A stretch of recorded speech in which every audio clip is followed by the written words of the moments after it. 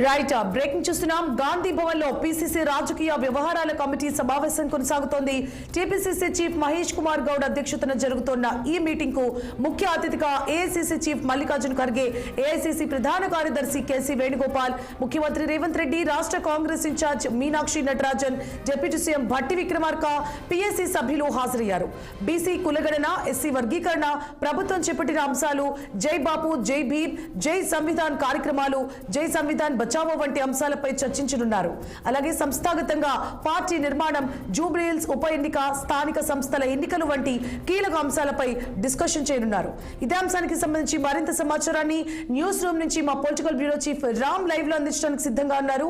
Ram, over to you. స్వర్ణ, ఈరోజు స్థానిక సంస్థల ఎన్నికలే లక్ష్యంగా కాంగ్రెస్ పార్టీ తన పార్టీ కార్యక్రమాలను విస్తృతపరుస్తూ ఉంది. అందులో భాగంగా ఇవాళ సాయంత్రం ఎల్బీ స్టేడియంలో గ్రామ స్థాయి అధ్యక్షుల నుంచి రాష్ట్ర స్థాయి నాయకుల వరకు దాదాపు 40,000 మంది కార్యకర్తలతో ఎల్బీ స్టేడియంలో సాయంత్రం భారీ బహిరంగ సభకు ఏర్పాటు చేసింది. అయితే ఈ సభ ఈ రోజు ప్రస్తుతం గాంధీ భవన్ లో మాత్రం కాంగ్రెస్ పార్టీ రాష్ట్ర రాజకీయ వ్యవహారాల కమిటీ సమావేశం జరుగుతూ ఉంది. పిసిసి చీఫ్ మహేష్ కుమార్ గౌడ్ అధ్యక్షతన జరుగుతున్న ఈ సమావేశానికి ఏఐసిసి అధ్యక్షుడు మల్లికార్జున ఖర్గేతో పాటు general secretary KC Venugopal, party రాష్ట్ర వ్యవహారాల ఇన్ఛార్జి మీనాక్షి ముఖ్యమంత్రి రేవంత్ రెడ్డి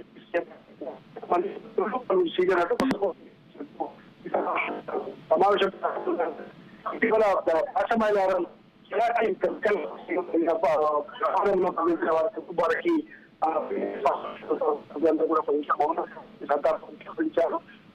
సానుభూతులు కూడా ప్రకటించడం జరిగింది. అయితే ముఖ్యంగా ఇప్పుడు జరుగుతున్న ఈ సమావేశంలో రాష్ట్రంలో కాంగ్రెస్ పార్టీ అధికారంలోకి వచ్చి దాదాపు 18 నెలలు కావస్తా ఉంది. 18 నెలల కాలంలో రాష్ట్రంలో కాంగ్రెస్ పార్టీ ఆధ్వర్యంలో ముఖ్యమంత్రి రేవంత్ రెడ్డి బాధ్యతలు చేపట్టేప్పటి నుంచి కూడా చేపడుతున్న అభివృద్ధి సంక్షేమ పథకాలు అమలవుతున్న తీరుతెన్నులపై కూడా ఈ సమావేశంలో చర్చిస్తారని చెప్పి తెలుస్తూ ఉంది. మరోవైపు స్థానిక సంస్థల ఎన్నికలు, ఇప్పటికే అసెంబ్లీ ఎన్నికలు, పార్లమెంట్ ఎన్నికలు పూర్తయిన నేపథ్యంలో కాంగ్రెస్ పార్టీ, రాష్ట్ర కాంగ్రెస్ పార్టీ నాయకుల ముందు పెద్ద సవాల్గా మారిన ఈ స్థానిక సంస్థల ఎన్నికలు కూడా ఏ విధంగా ఎదుర్కోవాలి.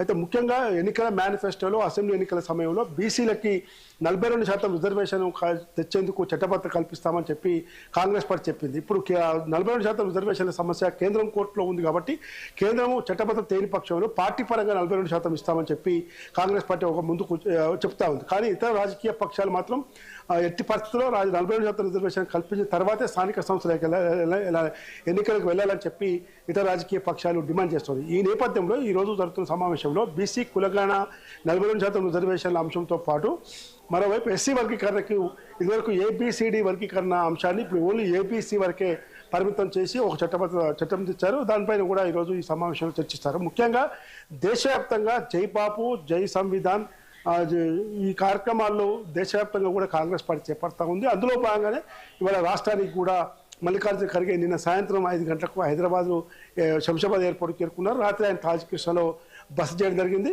ఇప్పుడు గాంధీ భవన్ జరుగుతున్న సమావేశంలో ముఖ్య అతిథి పాల్గొన్నారు. పార్టీలో సమావేశంలో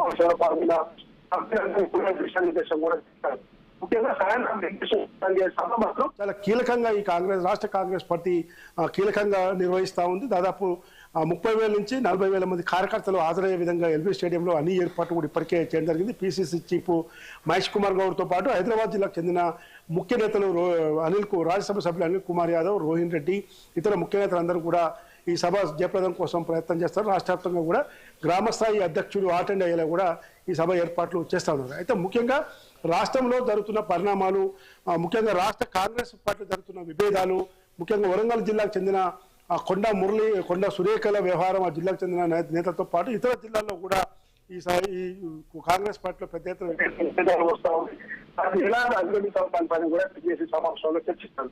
మరోవైపు ఇటీవల పార్టీ ఎమ్మెల్యేగా ఉండి అనారోగ్యంతో మృతి చెందిన మాగంటి గోపినాథ్ ఉప ఎన్నిక జూబ్లీహిల్స్ ఉప ఎన్నిక నవంబర్ డిసెంబర్ జరిగే అవకాశం ఉంది. ఆ జూబ్లీహిల్స్ ఉప ఎన్నికల్లో పార్టీ తరఫున ఏ విధంగా ముందుకు పోవాలి, ఇప్పటిగా పార్టీ కసరత్తు చేయాలి. ఎందుకంటే గడిచిన అసెంబ్లీ ఎన్నికల్లో జూబ్లీహిల్స్ నియోజకవర్గం నుంచి కాంగ్రెస్ పార్టీ ఏఐసిసి నాయకులు ప్రియాంక గాంధీకి దగ్గరగా ఉన్న క్రికెటర్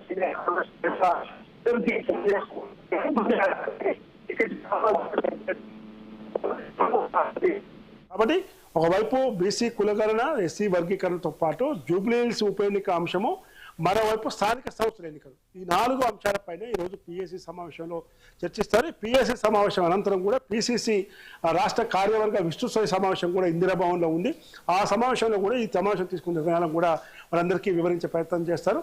ఆ తర్వాత సాయంత్రం ఎల్బీ స్టేడియంలో జరిగే సభలో ఏఐసిసి అధ్యక్షుడు మల్లికార్జున ఖర్గేతో పాటు ముఖ్యమంత్రి రేవంత్ రెడ్డి, పిసిసి మహేష్ కుమార్ గౌడ్, అదేవిధంగా డిప్యూటీ సీఎం బట్టి విక్రమార్కతో పాటు మంత్రులు, సీనియర్ నేతలు, ఎంపీలు, ఎమ్మెల్సీలు, ఎమ్మెల్యేలు అందరూ కూడా పెద్ద ఎత్తున పాల్గొంటారు. అయితే ముఖ్యంగా రాష్ట్రంలో అధికార ప్రతిపక్షాల మధ్య జరుగుతున్న రాజకీయ యుద్ధం సంబంధించిన అంశంలో కూడా ఈరోజు పోలవరం బనకచెర్ల ప్రాజెక్టు అంశం కానీ, కాళేశ్వరం కమిషన్ విషయంలో జరుగుతున్న పరిణామాలు కానీ, తర్వాత పవర్ ప్రాజెక్టుల కొనుగోలు విషయం జరుగుతున్న పరిణామాలు, తర్వాత ఇతర అన్ని పరిణామాలను కూడా ఎప్పటికప్పుడు కాంగ్రెస్ పార్టీ అటు ప్రభుత్వానికి సమన్వయంతో ముందుకు పోయేలా ఈరోజు పిఎస్సి సమావేశంలో ఏఐసిసి అధ్యక్షుడు మల్లికార్జున ఖర్గే నేతలందరూ కూడా దిశానిర్దేశం చేస్తారని చెప్పి తెలుస్తా ఉంది. Right, thank you for the updates Ram.